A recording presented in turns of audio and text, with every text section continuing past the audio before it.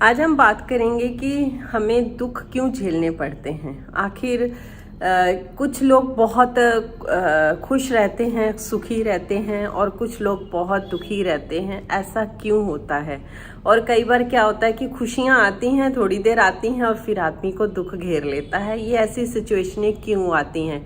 और क्या सच में भगवान हमारी हेल्प करते हैं, या सच में क्या कर्मास होते हैं? आज इसी के बारे में बात करूंगी। बहुत छोटी सी वीडियो बनाऊंगी ताकि आपको अच्छे से नॉलेज मिल जाए। हेलो ब्यूटीफुल सोल्स, कैसे हो आप लोग? वेलकम है आपका पीसफुल प्योरली सोल्स चैनल पर। और मैं हूं आपकी देवेंद्र, और आप लोगों के लिए लेकर आ गई हूं फिर एक हेल्पफुल नॉलेज वाली वीडियो। तो प्लीज़ वीडियो को लाइक ज़रूर करिएगा, चैनल को सब्सक्राइब करिएगा। आजकल मैं ये बुक पढ़ रही हूँ, रोंडा बन की है शक्ति। बहुत अच्छी बुक है, और ये मैं इसे अब तीसरी बार पढ़ रही हूँ। क्योंकि जब आप किसी बुक को पढ़ते हो ना, पहली बार आपको इतना ज़्यादा समझ में नहीं आता, तब आपका माइंड उतना ही उसको कैच कर पाता है। लेकिन धीरे धीरे जब आपकी नॉलेज बढ़ती है, आप दूसरी बार पढ़ोगे तो आपको और चीज़ें डीपली समझ में आने लगेंगी, और जब तीसरी बार पढ़ोगे तो और ज़्यादा डीपली समझ में आने लगेंगी। ये मैं खुद का एक्सपीरियंस बता रही हूँ जो मेरे साथ हो रहा है। जैसे रोंडा बन कहती हैं कि आपकी जो अंदर आत्मा है, जो आपकी सोल है, जिसको बीइंग बोलते हैं हम लोग, है ना, वो एक प्योर होती है, मतलब प्योर आती है। उसके ऊपर जो परतें हम चढ़ा देते हैं, गुस्से की, नफरत की, जलन की, और धोखे की, और बहुत सारी ऐसी होती हैं, हेरा फेरी की, और किसी का गलत सोचना, इतनी सारी उसके ऊपर नेगेटिव थॉट्स की, है ना, बहुत सारी परतें उसके ऊपर चढ़ा देते हैं। जहाँ वो एक बिल्कुल बच्चों की तरह ही होती है, क्योंकि उसके अंदर किसी के लिए भेदभाव नहीं होता, तो वो उसके अंदर दब के रह जाती है। जब उसके अंदर दब जाती है तो मनुष्य के ऊपर जो होता है वो दुख आने स्टार्ट हो जाते हैं। वो दुखों से घिर जाता है, उसको पता ही नहीं चलता। वो अपने दुखों का कारण ना दूसरे को मानता है कि इसने मेरे साथ ऐसा किया तब मुझे दुख हुआ है, या इसने मेरे साथ गलत किया है तब मेरे साथ ये चीज़ें हुई हैं। लेकिन वो अपने अंदर नहीं देखता है कि उसने अपनी जो बीइंग है, जो अंदर उसके सोल है, उसको एक परतों के अंदर उसने परतों पे परतें डाल के उसको ढक दिया है। अगर हमें अपनी ज़िंदगी में, रोंडा बन कहती हैं कि अगर हमें अपनी ज़िंदगी में अगर हमें करना है तो हमें अपनी सोल को साफ़ करना होगा, अपने अंतर मन को साफ़ करना होगा, अपने अंदर से परतें हटानी होंगी। जैसे मान लो, अगर आप जा रहे हो, रोड पर जा रहे हो, और आप गाड़ी निकाल ली, आपने गाड़ी निकाल ली और आपने गाड़ी साफ़ नहीं करी। गाड़ी का शीशा बहुत गंदा है ना, शीशा गंदा है और उस पर धूल डस्ट जमा हो रखी है। अगर आप उस गाड़ी से ऐसे ही आप जा रहे हो तो रास्ते में आपको धुंधला दिखाई देगा, एक्सीडेंट होने का खतरा भी होता है ना। ये चीज़ परेशानियां होती नहीं होती, क्योंकि जब तक शीशा साफ नहीं फिर आप वाइपर मारते हो, है ना। सेम ऐसे ही होता है कि हमें अपने आप को साफ करना होता है, अपने अंदर जो कचरा भरा हुआ उसको निकालना होता है। अब ये ज़रूरी नहीं है कि आपने एक बार निकाल दिया तो दोबारा नहीं आएगा, आएगा ज़रूर आएगा, क्योंकि हमारे आसपास के लोग तो नहीं हटेंगे ना। कोई नेगेटिव भी रहेगा, कोई आपके लिए गलत भी सोचेगा, कोई आपको गलत बोलेगा भी।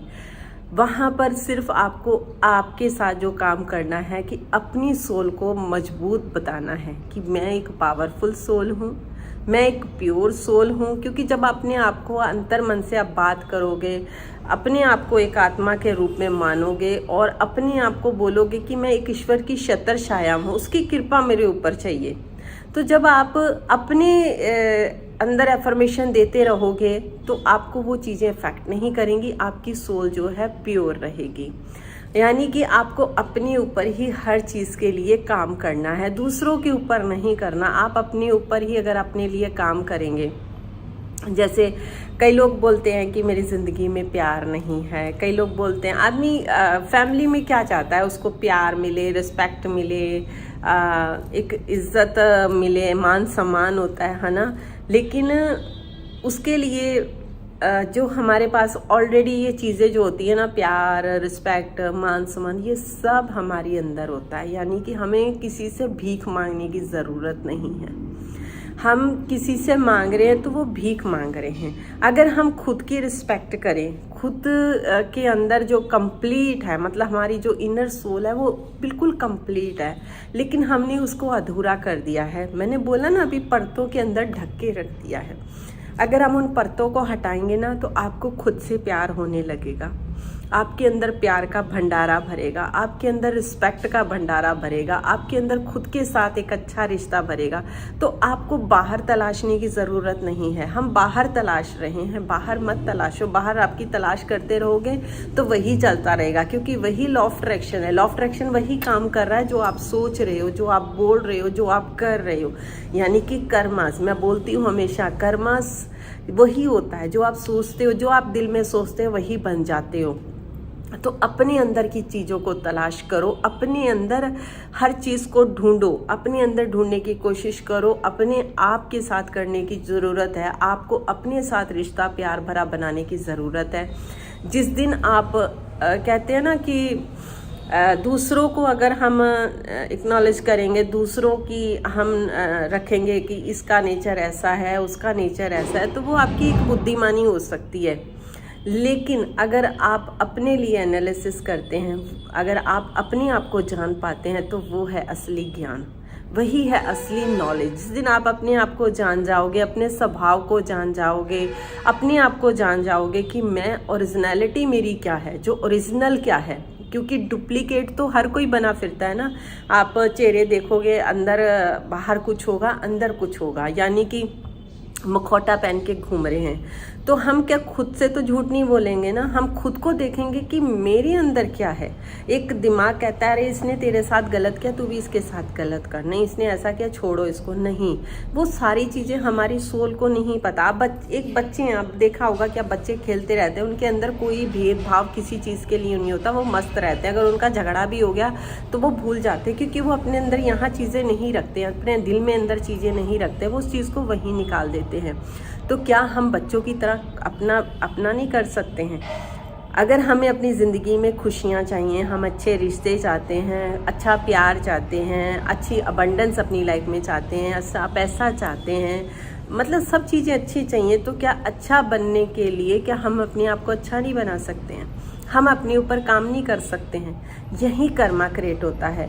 यहाँ पे आपको आगे आने वाली एक वीडियो में ज़रूर एक कहानी सुनाऊंगी कर्मास की, आप चैनल को सब्सक्राइब कर दीजिएगा। एक रियल कहानी बताऊंगी आपको कि कर्मास कैसे हमारी ज़िंदगी को अफेक्ट करते हैं, यानी कि लॉ ऑफ अट्रैक्शन हर सेकंड हर पल काम कर रहा है। अभी मैं सोचूं, जैसे मैं हूँ आपके लिए वीडियो बना रही हूँ, ये मैं एक अच्छा पल क्रिएट कर रही हूँ, है ना। हर पल आप हर फीलिंग को आप क्रिएट कर रहे हो, हर पल, मतलब भगवान ने ना आपको पूरा एक कहते हैं ना उसकी तरह बना दिया, सॉफ्टवेयर की तरह। अब ये है कि आपको इसमें क्या क्या चीज़ें डालनी है, क्या क्या अपडेट करने होते हैं।